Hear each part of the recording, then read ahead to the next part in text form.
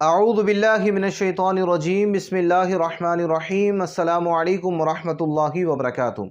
MOQ TV के मोअज़्ज़ज़ नाज़रीन, गुज़िश्ता video में आपको बयान किया कि किस तरह हज़रत इब्राहीम अलैहिस्सलाम मक्कतुल मुकर्रमा की मुक़द्दस बबरकत सरज़मीन पर तशरीफ़ लाए, कैसे मक्कतुल मुकर्रमा आबाद हुआ और आपने हज़रत बीबी हाजरा हज़रत इस्माईल को वहीं छोड़ा और वापस मुल्क शाम के लिए तशरीफ़ ले गए।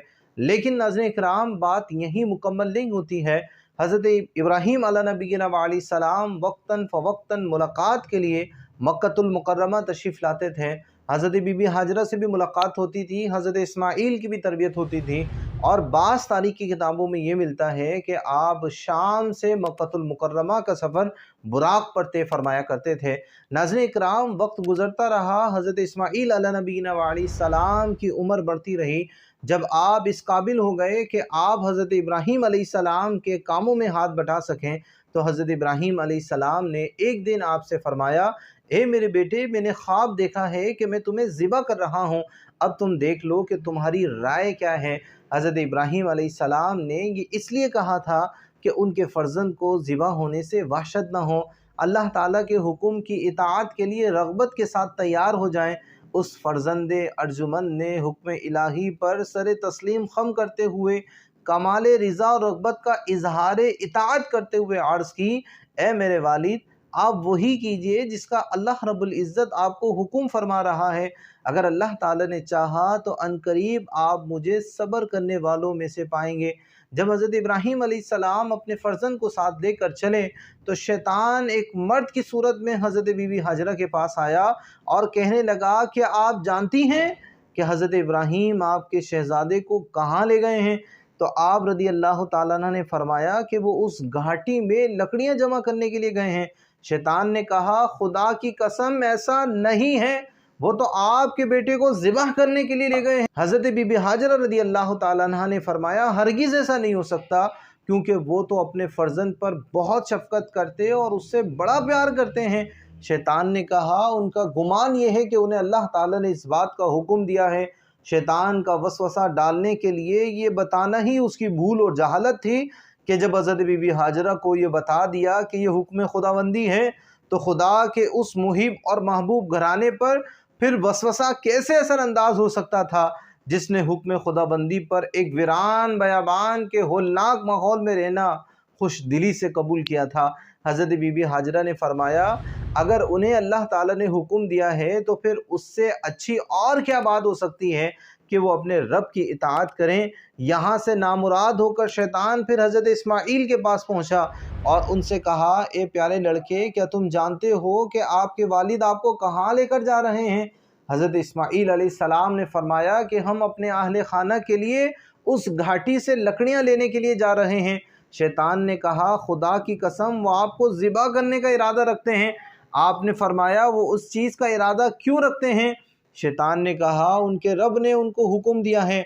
हज़रत इस्माईल अलैहिस्सलाम ने फरमाया, फिर तो उन्हें अपने रब के हुक्म पर अमल करना चाहिए। मुझे ये हुक्म मकबूल है, मुझे ये हुक्म कबूल है।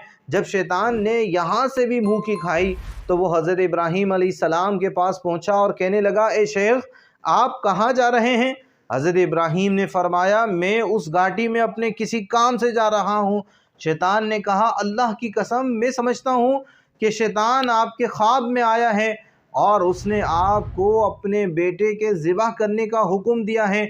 इसकी बात सुनकर हज़रत इब्राहीम ने उसे पहचान लिया और फरमाया, ए दुश्मन खुदा, मुझसे दूर हट जा, खुदा की कसम, मैं अपने रब के हुक्म को ज़रूर पूरा करूँगा। यहाँ भी शैतान नाकाम और नामुराद ही लौटा। हज़रत इब्राहीम अलैहिस्सलाम ने और उनके फ़र्ज़ंद ने अल्लाह के हुक्म के सामने सर तस्लीम खम कर दिया। जब हज़रत इब्राहीम ने अपने फ़र्ज़ंद को ज़िबह करने का इरादा फरमाया तो उनके फ़र्ज़ंद ने अर्ज़ की, ए वालिद मोहतरम, अगर आपने मुझे ज़िबह करने का इरादा कर लिया है तो पहले मुझे रस्सियों के साथ मजबूती से बांध लें ताकि मैं तड़प न सकूं। अपने कपड़े समेट लें ताकि मेरे खून के छींटे आप पर ना पड़ें, मेरा अजर कम ना हो, क्योंकि मौत बहुत सख्त होती है। अपनी छुरी को अपनी अच्छी तरह तेज़ कर लें ताकि वो मुझ पर आसानी से चल जाए। जब आप मुझे ज़िबह करने के लिए लिटाएं تو پہلو کے بل لٹانے کے بجائے پیشانی کے بل لٹائیں، کیونکہ مجھے اس بات کا ڈر ہے کہ جب آپ کی نظر میرے چہرے پر پڑے گی تو اس وقت آپ کے دل میں رقت پیدا ہوگی، اور وہ رقت اللہ کے حکم کی تکمیل اور آپ کے درمیان حائل ہو سکتی ہیں۔ اور اگر آپ مناسب سمجھیں تو میری یہ قمیص میری ماں کو دے دیجیے گا تاکہ انہیں تسلی ہو اور انہیں مجھ پر صبر آ جائے۔ حضرت ابراہیم علیہ السلام نے فرمایا، اے میرے بیٹے، تم حکم الہی پر عمل کرنے میں میرے کتنے اچھے مددگار ثابت ہو رہے ہو۔ اس کے بعد فرزند کی خواہش کے مطابق پہلے اسے اچھی طرح باندھ دیا، پھر اپنی چھری تیز کی اور اپنے فرزند کو منہ کے بل لٹا کر ان کے چہرے سے نظر ہٹا لی، پھر ان کے حلق پر چھری چلا دی تو اللہ تعالیٰ نے ان کے ہاتھ میں چھری کو پلٹ دیا۔ اس وقت انہیں ایک ندا دی گئی کہ اے ابراہیم، تم نے اپنا خواب سچ کر دکھایا اور اپنے فرزند کو ذبح کرنے کے لیے بے دریغ پیش کر کے اطاعت و فرما برداری کمال کو پہنچا۔ بس اب اتنا کافی ہے، یہ ذبیحہ تمہارے بیٹے کی طرف سے فدیہ ہے، اسے ذبح کر دو۔ ناظرین کرام، یہ واقعہ مینا میں پیش آیا۔ آج بھی حضرت اسماعیل علیہ السلام، حضرت ابراہیم علیہ السلام کی عظیم قربانی کا وہاں نشان ملتا ہے۔ ناظرین کرام، اللہ تعالی ہمیں بھی حضرت ابراہیم علیہ السلام اور حضرت اسماعیل علیہ السلام کے نقش قدم پر چلتے ہوئے اللہ رب العزت کے حکم پر سر تسلیم خم کرنے کی توفیق عطا فرمائے۔